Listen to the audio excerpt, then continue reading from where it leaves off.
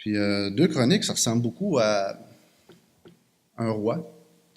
Dans Chroniques, on parle plus des rois de Juda, mais dans Un roi et 2 rois, on parle des rois de Juda et des rois d'Israël. Mais tu sais, dans 2 Chroniques, c'est que tu as lu des choses dans Un roi, puis là, après ça, tu reviens dans 2 Chroniques, puis là, tu les relis encore une fois. Puis il y a quelque chose qui m'a vraiment sauté aux yeux. C'est, on va vous parler de ça. C'est des moutons. Est-ce qu'il s'en va que ces moutons le matin? Ils sont beaux, hein?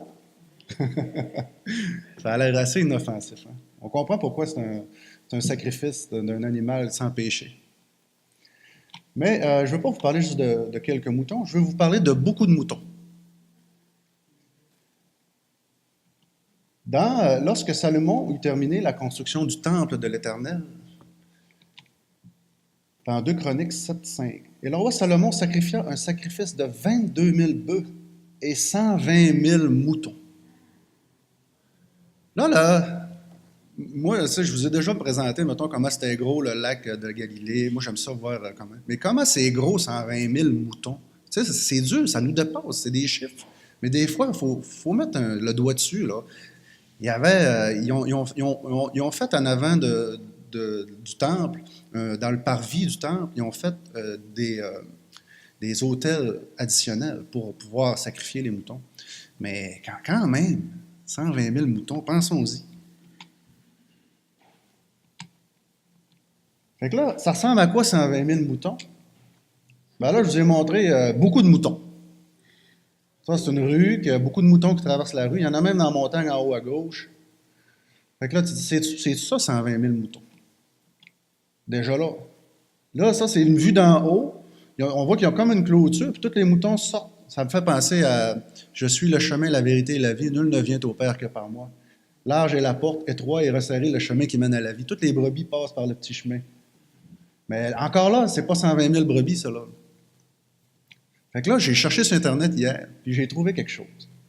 Le MV Ocean Shearer, c'est un navire transbétaillé. Transbétaillé, ça veut dire qu'il prend du bétail à quelque part dans un continent, puis il l'envoie ailleurs.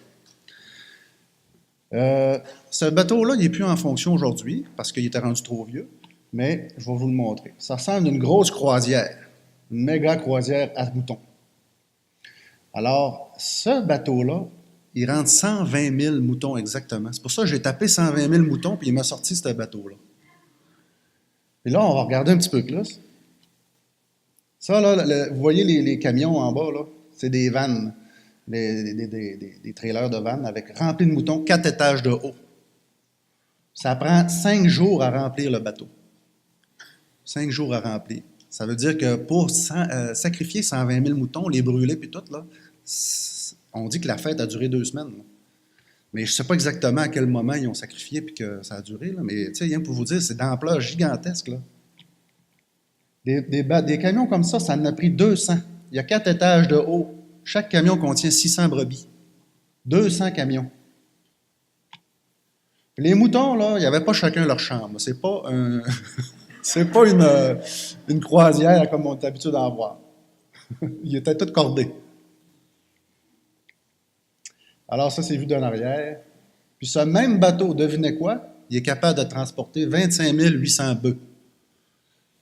Puis c'est pas des bœufs de 600 kilos comme aujourd'hui les bœufs de boucherie, là, quand on les abat, là, ils pèsent à peu près 600 kilos. C'est des bœufs d'à peu près 350 kilos qui rentrent. C'est aussitôt qu'ils sont finis de sevrer, la maman a fini des sevrés, ils sont prêts à manger là, par eux-mêmes, ils les envoient dans le bateau puis ils les envoient à quelque part. Donc, ce bateau-là peut contenir à peu près 25 800 bœufs, ce qui représente pas loin de notre 22 000 bœufs. Donc, ça va être 2 bateaux de même qui ont sacrifié lorsqu'ils ont fait la dédicace de la maison de Dieu. Donc, un tel sacrifice démontre à quel point la dédicace de la maison de Dieu était un événement d'une importance immense. Imaginez, ça nous dépasse. 22 000 bœufs, 120 000 brebis. Puis c'est le temple de Dieu, la maison de Dieu, c'est le temple de Dieu. Nous n'avons pas toujours conscience, mais depuis que Jésus a été offert en sacrifice, qu'est-ce que le temple de Dieu? C'est l'Église. 1 Corinthiens 3,16 dit « Ne savez-vous pas que vous êtes le temple de Dieu et que l'Esprit de Dieu habite en vous? » Dans Luc 15,10, La célébration qui a eu lieu après avoir offert le temple de Dieu en sacrifice, aujourd'hui, se fait dans les cieux.